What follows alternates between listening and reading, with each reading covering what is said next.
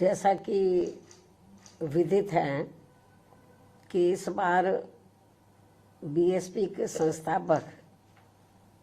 एवं जन्मदाता मान्यवर श्री कांशीराम जी की जयंती को होली व अन्य त्योहारों के कुछ ही घंटे बीत जाने के बाद दिनांक 15 मार्च को खासकर यूपी व दिल्ली सहित पूरे देश में इनके अनुयायियों ने अपार संख्या में इकट्ठा होकर इसे विभिन्न स्तर पर मनाया है और अपने श्रद्धा सुमन अर्पित किए हैं, जिसके लिए पार्टी उनकी अति आभारी है। साथ ही होली सहित अन्य विभिन्न त्योहारों के बीच इस बार मान्यवर श्री कांशीराम जी की जयंती जिस अति उत्साह व जोश के साथ मनाकर उनके अनुयायियों ने अपनी पार्टी को हर स्तर पर मजबूत बनाने का तथा उनकी एकमात्र उत्तराधिकारी व पार्टी की राष्ट्रीय अध्यक्ष का अपने पूरे तन मन धन से साथ देने का जो संकल्प लिया है, तो उसने पार्टी को मजबूती देने के लिए मेरे हिम्मत व हौसले को कई गुना और ज़्यादा बढ़ा दिया है, जिसे मैं अभी तक की तरह आगे भी अपने जीते जी अपने व्यक्तिगत तथा भाई बहन व रिश्ते नातों आदि के स्वार्थ में कभी भी कमज़ोर नहीं पड़ने दूंगी। वैसे भी मेरे भाई बहन व अन्य रिश्ते नाते आदि मेरे लिए केवल बहुजन समाज का ही एक अंग है, उसके सिवाय कुछ भी नहीं है। इसके अलावा पार्टी व मूवमेंट के हित में बहुजन समाज के जो भी लोग अपनी पूरी ईमानदारी व निष्ठा से कार्य करते हैं, तो उन्हें पार्टी में जरूर आगे बढ़ने का मौका दिया जाएगा और इस मामले में मेरे रिश्ते नाते आदि भी आड़े नहीं आएंगे। यहाँ मैं सावधानी के तौर पर ये भी बताना चाहूँगी कि पिछले कुछ वर्षों से सत्ता व विपक्ष में बैठी सभी जातिवादी सांप्रदायिक व पूंजीवादी पार्टियां बीएसपी के विरुद्ध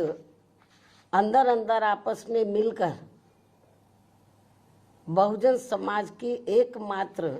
हितैषी पार्टी बीएसपी को किस्म किस्म के हथकंडों के जरिए इसे कमज़ोर करने की पूरी कोशिश में लगी है, क्योंकि यहाँ जातिवादी पार्टियों को खासकर सन 2007 में यूपी में बीएसपी का अकेले ही पूर्ण बहुमत के आधार पर सत्ता में आना अभी तक भी उनके गले के नीचे से कतई भी नहीं उतर पा रहा है और तभी से यहाँ सभी जातिवादी व खासकर दलित विरोधी पार्टियां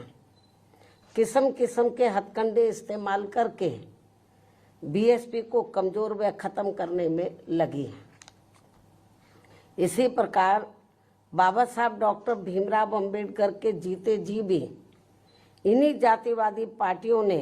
इनके कारवां को किस्म किस्म के हथकंडे इस्तेमाल करके उसे कमज़ोर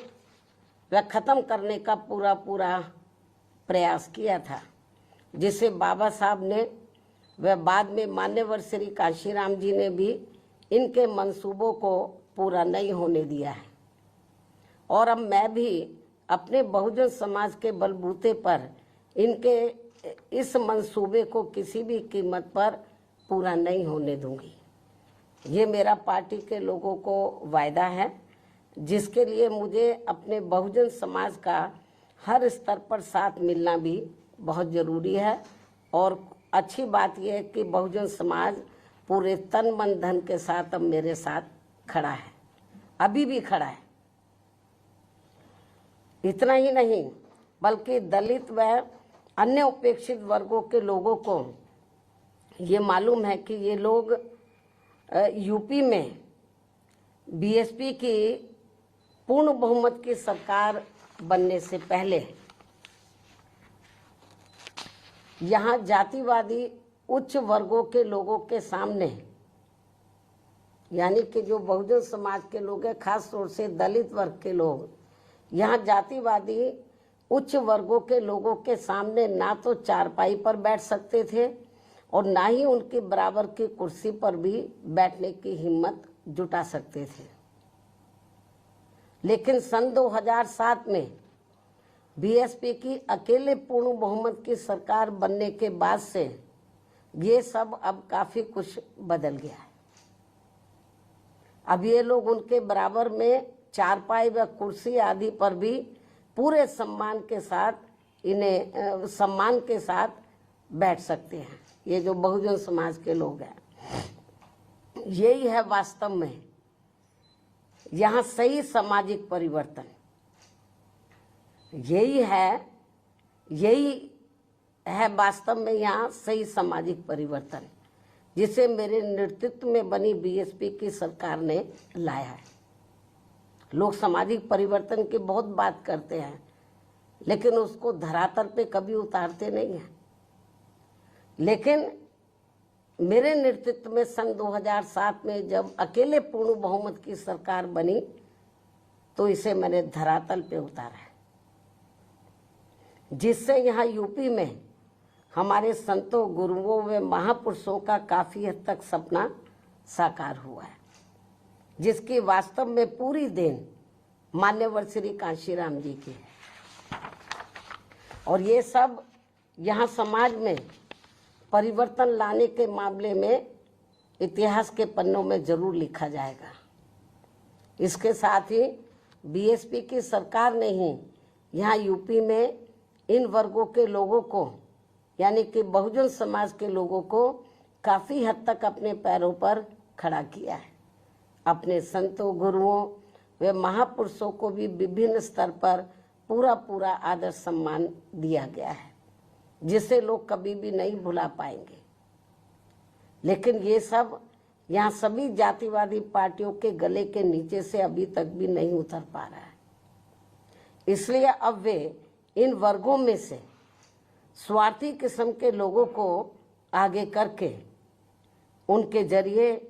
विभिन्न नाम पर अनेकों छोटे छोटे संगठन व पार्टियां आदि बनवा के बीएसपी की इस ताकत को बांटकर इसे कमजोर करने में लगे, जिनसे बहुजन समाज के लोग जरूर सचेत रहे। यही समय की मांग है और यही पार्टी व मूवमेंट के हित में इनका सही कदम भी होगा, यदि हमारे लोग सचेत रहते हैं। इसके अलावा यहाँ मैं ये भी कहना चाहूँगी कि देश के प्रधानमंत्री बीच में अपनी खुद की गरीबी का तो जरूर उल्लेख करते रहते हैं, लेकिन इन्होंने दलित व अन्य उपेक्षित वर्गों के लोगों की तरह यहाँ कभी भी कोई जातीय भेदभाव नहीं झेला है, जो ये सब हमारे संतों, गुरुओं व महापुरुषों ने समय समय पर झेला है, जिसे अभी भी इनके अनुयायी काफी हद तक झेल रहे हैं। इसलिए पार्टी के मिशनरी व परिपक्व लोगों से आज मेरी ये भी पुरजोर अपील है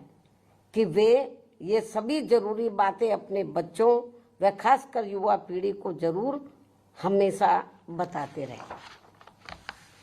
जिनको तैयार करने की भी वास्तव में सही जिम्मेवारी इन्हीं लोगों की ही है। इस उम्मीद के साथ ही अब मैं पुनः होली आदि के त्योहारों के बीच में इस बार मान्यवर श्री कांशीराम जी की जयंती बड़े जोश व उत्साह के साथ मनाकर इनके अनुयायियों ने जो उनको अपना पूरा आदर सम्मान दिया है तथा मेरे साथ साथ इनके करोड़ों अनुयायियों का भी काफ़ी हौसला बढ़ाया है, उन सभी का हार्दिक दिल से आभार प्रकट करते हुए अब मैं अंत में यही कहना चाहूँगी कि इस समय संसद सत्र चल रहा है, यह आप लोगों को मालूम है, जिसमें देश में आम जनहित के मुद्दों पर कम बल्कि अपने अपने स्वार्थ में राजनीति करने पर ज़्यादा जोर दिया जा रहा है,